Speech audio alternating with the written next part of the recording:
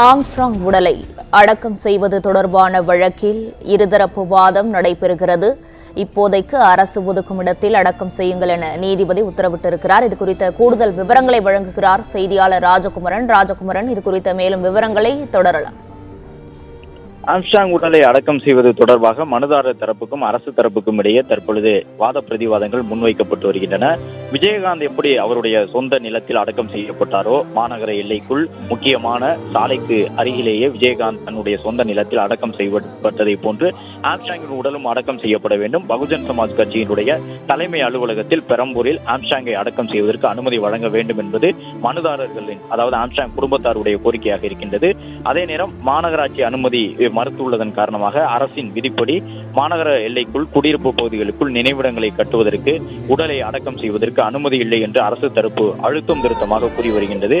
அதே நேரம் தொடர்ந்து வாத பிரதிவாதங்கள் முன்வைக்கப்பட்டு வரக்கூடிய சூழ்நிலையில் ஆம்ஸ்ட்ராங்கின் உடல் கண்ணியத்துடன் அடக்கம் செய்யப்பட வேண்டும் என்பதுதான் அரசின் நோக்கமும் என்பதை தற்பொழுது தமிழ்நாடு அரசு தரப்பில் ஆஜராகி இருக்கக்கூடிய வழக்கறிஞர் சொல்லி இருக்கின்றார். ஆனால் விதிகளை மீற முடியாது என்பதையும் அவர் சுட்டிக்காட்டியிருக்கின்றார். மேலும் ஆம்ஸ்ட்ராங் உடலை அடக்கம் செய்ய மனுதாரர் தெரிவிக்கக்கூடிய புதிய இடமும் குடியிருப்பு பகுதியாக இருக்கின்றது. எனவே எப்படி அனுமதி வழங்க முடியும் என்று நீதிபதிகள் கேள்வி எழுப்பியிருக்கின்றார்கள். அது மட்டுமல்லாமல் விஜயகாந்துக்கு அனுமதி வழங்கியது, அதாவது விஜயகாந்த் உடலை அடக்கம் செய்வதற்கு அந்த இடத்திற்கு அனுமதி வழங்கியிருந்தது அரசு தரப்பு தான். ஆம்ஸ்ட்ராங் உடலை அடக்கம் செய்வது தொடர்பான விண்ணப்பத்தை மாநகராட்சி நிராகரித்திருக்கின்றது.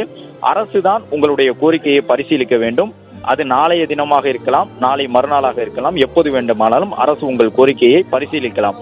ஆனால் அதுவரை ஆம்ஸ்ட்ராங்கின் உடலை பள்ளிக்கூடத்திலேயே வைத்திருக்க முடியாது. தற்போது ஆம்ஸ்ட்ராங்கின் உடல் பள்ளிக்கூடத்தில் வைக்கப்பட்டிருக்கின்றது. நாளைய தினம் பள்ளிக்கூடம் திறக்கப்பட வேண்டும், மாணவர்கள் பள்ளிக்கு வர இருக்கின்றார்கள். எனவே அவருடைய உடலை அப்புறப்படுத்த வேண்டிய தேவை இருக்கின்றது. அதாவது கண்ணியத்தோடு அரசு குறிப்பிடுவதை போன்று அவருடைய உடலை இறுதி அஞ்சலி செய்ய வேண்டிய தேவை இருக்கின்றது.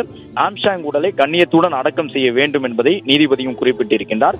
முதலில் அரசு கூறக்கூடிய இடத்தில் அடக்கம் செய்து கொள்ளுங்கள், அதன் பிறகு வேறு இடத்துக்கு மாற்றலாம் என்ற கருத்தையும் நீதிபதி சொல்லி இருக்கின்றார். இந்த துயரத்திலிருந்து ஆம்ஸ்ட்ராங் அவர்களின் மனைவி வெளிவருவதற்கு காலதாமதம் ஆகலாம் என்பதையும் சொல்லி இருக்கின்றார். விஜயகாந்துக்கு வழங்கிய சலுகையை வழங்குவதற்கு தயாராக இருக்கின்றோம், அதற்கு அரசிடம்தான் நீங்கள் விண்ணப்பிக்க வேண்டும் என்று நீதிபதி தெரிவித்திருக்கின்றார். உடலுக்கு முன் அமர்ந்து எப்பொழுதும் அந்த பெண் அழுது கொண்டிருக்கவே முடியாது. அவருடைய மனைவி, ஆம்ஸ்ட்ராங்கின் மனைவி, அதிலிருந்து மீண்டு வர வேண்டும்.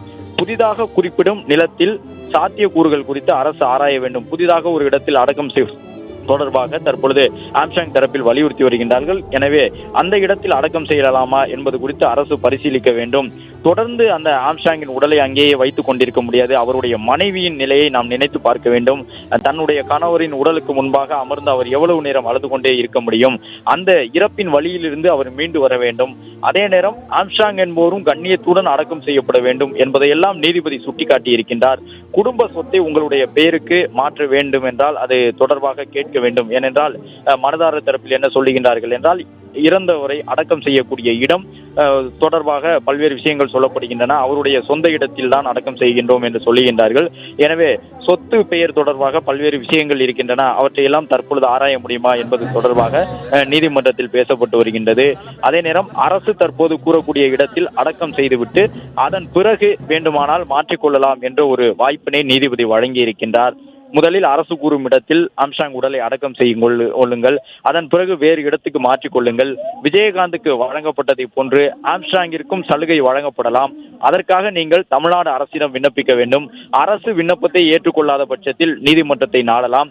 அதே நேரம் தற்பொழுது ஆம்ஸ்ட்ராங்கின் உடல் அடக்கம் செய்யப்பட வேண்டிய தேவை இருக்கின்றது. பள்ளிக்கூடத்தில் வைக்கப்பட்டிருக்கக்கூடிய உடலை எடுத்து செல்ல வேண்டும். நாளைய தினம் பள்ளிக்கூடத்திற்கு மாணவர்கள் வருகை தர இருக்கின்றார்கள். எனவே அதற்கு முன்பாக பள்ளிக்கூட வளாகத்தை தூய்மைப்படுத்தி மாணவர்கள் பயன்படுத்தக்கூடிய வகையில் நாளைய தினம் காலைக்குள் ஒப்படைக்க வேண்டும். எனவே இதையெல்லாம் அவருடைய குடும்ப உறுப்பினர்கள் புரிந்து கொள்ள வேண்டும். அது மட்டுமல்லாமல் ஆம்ஸ்ட்ராங் அவர்களின் மனைவி அவருடைய நிலைமையும் நினைத்து பார்க்க வேண்டும். எவ்வளவு நேரம்தான் ஒரு உடலுக்கு முன்பாக அமர்ந்து அவர் அழுது கொண்டே இருக்க முடியும்? இந்த துயரத்திலிருந்து அவர் மீண்டு வர வேண்டிய தேவை இருக்கின்றது.